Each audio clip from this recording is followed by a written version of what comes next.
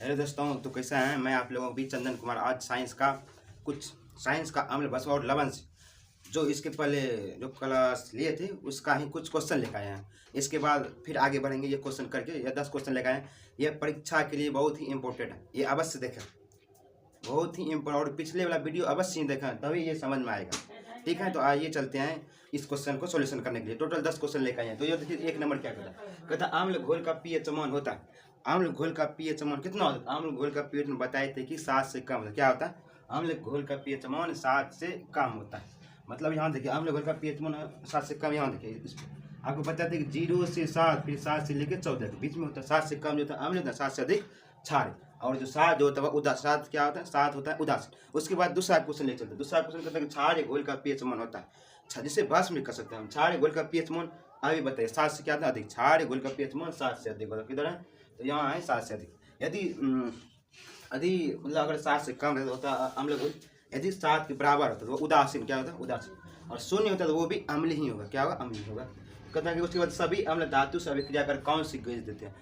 बताए थे कि यदि किसी धातु को अम्ल के विलयन में डाला जाए तो उससे एक पोप ध्वनि निकलता है। उससे क्या निकलता है, एक पोप ध्वनि निकलता है, जिसे हाइड्रोजन गैस कहते हैं। यहाँ जैसे देखते हैं तो यहाँ देखिए, जैसे कि एक अम्ल लेते हैं, पहले कोई धातु लेते हैं, मान लीजिए एक सोडियम धातु लिए, इसके साथ आसान हो लेते हैं HCl, एक हाइड्रोक्लोरिक अम्ल। HCl क्या लिए, एक हाइड्रोक्लोरिक अम्ल। जब इसको आपस अभिक्रिया कराते हैं बनता है एक लवण। क्या बनता है, लवण।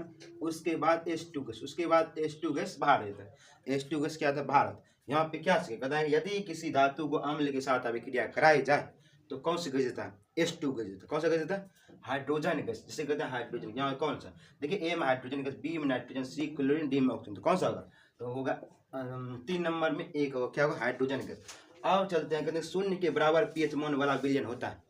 अभी हम बताए कि 7 से कम अथवा 0 तक क्या होता है, अम्ल होता है। 7 से अधिक क्षार होता है। 7 के बराबर क्या होता है, 7 के बराबर उदासीन होता है। वही कह रहे हैं शून्य के बराबर पीएच मान वाला विलयन क्या होगा, शून्य के बराबर वाला पीएच मान अम्लीय, क्षारीय, उदासीन कोई नहीं। तो शून्य के बराबर पीएच मान वाला विलयन होगा अम्ल। यदि जो रहता कि शून्य के बराबर वाला पीएच मान वाला विलयन क्या होगा, जैसे कि उसमें रहता क्या, प्रबल अम्ल, दुर्बल अम्ल, इसी तरह रहता। तो देखिए 0 के करीब है, इसलिए प्रबल अम्ल होता। फिर अगले क्लास में लेकर आएंगे वो सब सवाल। तो उसके बाद देखते हैं, कहता है शुद्ध जल का पीएच मान। शुद्ध जल का पीएच मान होता है 7। शुद्ध जल का पीएच मान कितना होता है, 7। इसके बारे में भी अलग से एक क्लास लेकर आएंगे। मतलब अलग अलग पदार्थों का कितना कितना पीएच मान होता है, उसका भी एक अलग से क्लास लेकर आएंगे। फिर कहते हैं सभी अम्ल जल में घुलकर कौन सा आयन प्रदान करते हैं। तो अगले अध्याय में बताए थे कि यदि किसी अम्ल को जल में डाला जाता है, यदि किसी अम्ल को जल में डाला जाता है क्या निकलता है, H+। कौन सा देता है, H+, ना कि OH। OH माइनस नहीं देगा। OH देगा कब, जब क्षार में डालेंगे तब। मतलब समझिए कि यदि HCl को आप जल में डालते हैं तो H+ और Cl- होता है। उसके बाद बोले थे कि जो H+ आयन है ये जो जल में मुक्त अवस्था में नहीं रहता, तुरंत जल से अभिक्रिया करके H3O+, मतलब कि H+ फिर H2 से अभिक्रिया करके H3O+, जिसे हाइड्रोनियम आयन कहते हैं। यदि जहाँ इस ऑप्शन में रहता तो ये भी हो जाता है आंसर में। उसके बाद भस्मों का जल घोल कौन सा आयन देता है। बता दें, अम्ल जो है जल में घुलकर H+ देता है।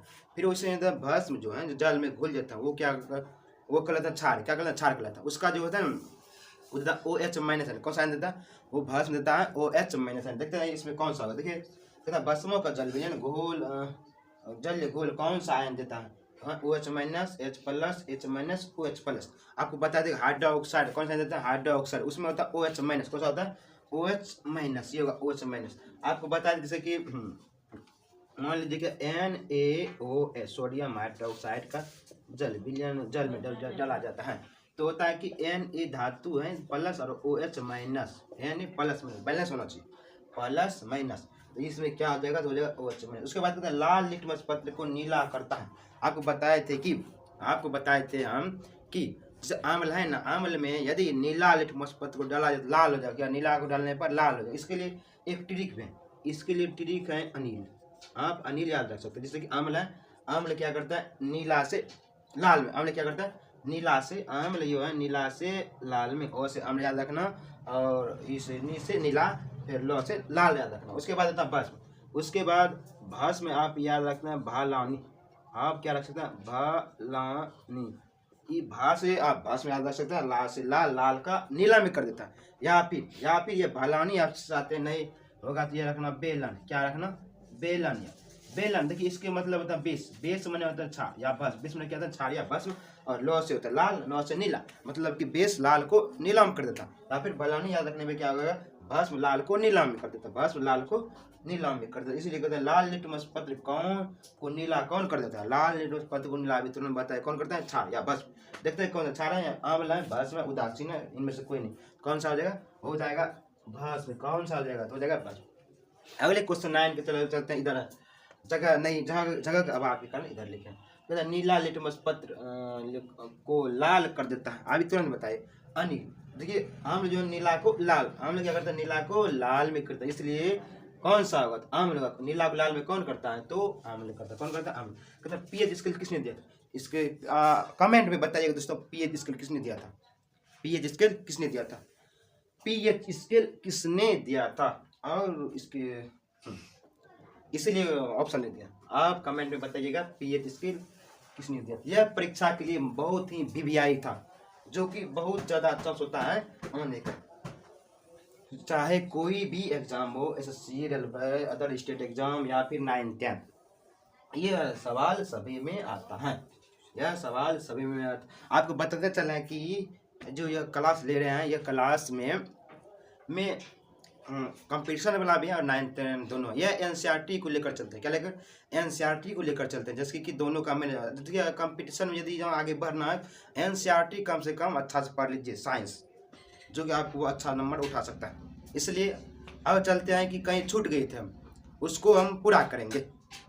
तो यहाँ पर देखते हैं, जैसे कि बताया आंवले के बारे में बताए थे, तो आंवले में क्या बताया था, आंवले का स्वाद खट्टा होता है, उसके बाद बताया था कि आंवले जल में घुलकर H+ आयन देता है, आंवले धातु से अभिक्रिया कर हाइड्रोजन आयन देता है। उसके बाद देखते हैं कि आंवला, अभी तो आंवले का पूरा नहीं क्लियर हो गया, जिससे आंवले के बारे में ही चलते हैं। आंवले के बारे में अभी विस्तृत से जानना है, जहाँ से ऐसा निचोड़ के पढ़ना है कि यह क्वेश्चन छूट नहीं सके, समझे, यहाँ देखिए। और यह आप चाहते हैं कि मतलब कि एग्जाम में कोई क्वेश्चन गलत ना हो, तो आप अवश्य जुड़े रहें।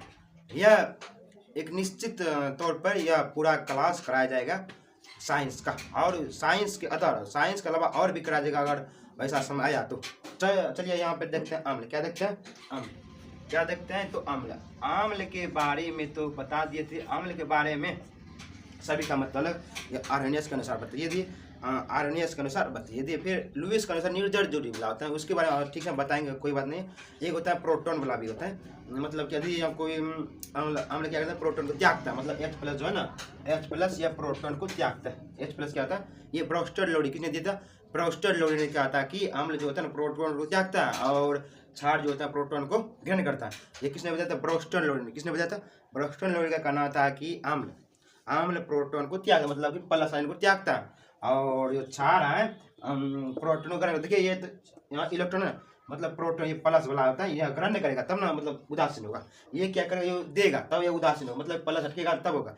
इसमें क्या होगा, माइनस और प्लस दोनों में मिलेगा तब होगा, मतलब समझिए अगर यहाँ माइनस होगा मतलब कि ये देगा तब ना उदासीन होगा, मतलब माइनस के पास प्लस है, मतलब कि प्रोटॉन देगा, और इसमें यहाँ पे इसके पास प्रोटॉन आएगा, इसके पास क्या होगा, प्रोटॉन आएगा। यह किसने कहा था, ब्रोस्टर लोडी ने कहा था। ब्रोस्टर लोडी का कहना था कि आम्ल प्रोटॉन को त्यागता है और क्षार प्रोटॉन को ग्रहण करता है। आम्ल प्रोटॉन को त्यागता है और क्षार प्रोटॉन ग्रहण करता है, और इसको आगे लेकर चलते हैं। उसका आम्ल देखिए, कहता है आम्ल जो है विद्युत का सुचालक होता है। आम्ल क्या होता है, आम्ल विद्युत का सुचालक होता है, आम्ल विद्युत का सुचालक होता है। आम्ल क्या विद्युत का सुचालक होता है, कहता है कैसे देखिए, जब जल में शुद्ध जल जो होता है, शुद्ध जल विद्युत का सुचालक नहीं होता। शुद्ध जल क्या बोल रहे हैं हम, ध्यान से सुनिए, शुद्ध जल विद्युत का सुचालक नहीं, लेकिन अशुद्ध जल होता है, जैसे नाला का पानी सब हो गया, खराब पानी सब, यह विद्युत का सुचालक होता है। शुद्ध जल विद्युत का सुचालक नहीं होता। अब चलते हैं आम्ल, तो जब आम्ल जो होता है, आम्ल विद्युत का सुचालक होता है। आम्ल क्या होता है, विद्युत का सुचालक होता है। तो इसके मतलब आम्ल के बारे में कुछ बता देता है, उसके बाद नहीं, पर हाँ देखिए आम्ल क्या होता है, विद्युत का सुचालक होता है। मतलब कि यदि आप आम्ल के जल विलयन में, सूखा आम्ल नहीं, आम्ल का जल विलयन होना चाहिए, आम्ल का घोल होना चाहिए। यदि आप आम्ल के जल विलयन में विद्युत धारा प्रवाह करेंगे तो उसमें विद्युत धारा संपन्न हो जाए, क्या होगा, विद्युत धारा संपन्न हो जाए। इसलिए उसे कहता है अपघट्य, क्या कहता है, विद्युत अपघट्य। मतलब होता है कि हाँ विद्युत अपघट्य, विद्युत अपघट्य, जिस विलयन में आप विद्युत धारा प्रवाह हो जाता है, मतलब क्या होगा, विद्युत अपघट्य होगा। एक होता है विद्युत अनघट्य, विद्युत अनपघट्य, अनपघट्य क्या होता है, विद्युत अनपघट्य। एक होता है विद्युत अपघट्य, एक विद्युत अनपघट्य। विद्युत अपघट्य कहता है यदि आप किसी जल विलयन में विद्युत धारा प्रवाहित करते हैं, तो अगर विद्युत धारा संपन्न हो जाता है, वो कहता है क्या कहलाएगा, विद्युत अपघट्य। आप ये समझिए, मतलब यदि किसी जल विलयन में विद्युत धारा प्रवाहित करने के बाद विद्युत धारा संपन्न नहीं हो, उसे कहता है विद्युत अनपघट्य। क्या कहता है, विद्युत अनपघट्य। अच्छा, इस विलयन का बहुत उदाहरण, जैसे कि विद्युत अपघट्य विलयन का उदाहरण बताते हैं। जैसे कि इसका उदाहरण यहाँ बोल रहा है, HCl का जल विलयन, HCl का जल विलयन हो गया, H2SO4 का जल विलयन हो गया, फिर हो गया H3PO4 का जल विलयन हो गया, फिर हो गया HNO3 का जल विलयन हो गया, फिर हो गया HCOOH का जल विलयन हो गया, फिर हो गया CH3COOH का जल विलयन हो गया, फिर हो गया H3BO3 का जल विलयन हो गया, फिर हो गया H2CO3 का जल विलयन। ये सब जो है ना, मतलब क्या होता है, विद्युत का सुचालक अर्थात इस सब का जल विलयन जो कहते हैं विद्युत अपघट्य। क्या होता है, विद्युत अपघट्य। और कुछ जल विलयन होता है जैसे विद्युत अनपघट्य, विद्युत अनपघट्य।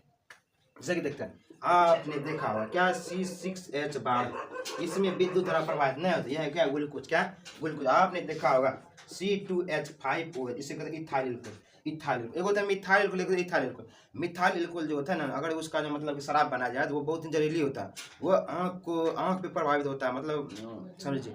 इसलिए मिथाइल अल्कोहल के अलावा इथाइल अल्कोहल एक शराब में दिया जाती है, थोड़ा ठीक रहता है।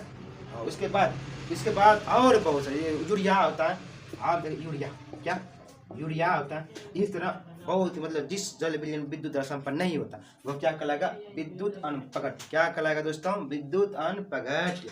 तो यहाँ तो अब इसके बारे में भी थोड़ा जान लेते हैं, इसमें कुछ जो है जानने का ही जरूरत है। जैसे कि HCl जो होता है, यह पेट में, कहाँ में, पेट के अमाशय, कहाँ में पाया जाता है, पेट के अमाशय में पाया जाता है। इसका स्राव देखिए, इसके बारे में समझिए, अमाशय से HCl निकलता है, इसे कहता है जठर। क्या कहते हैं,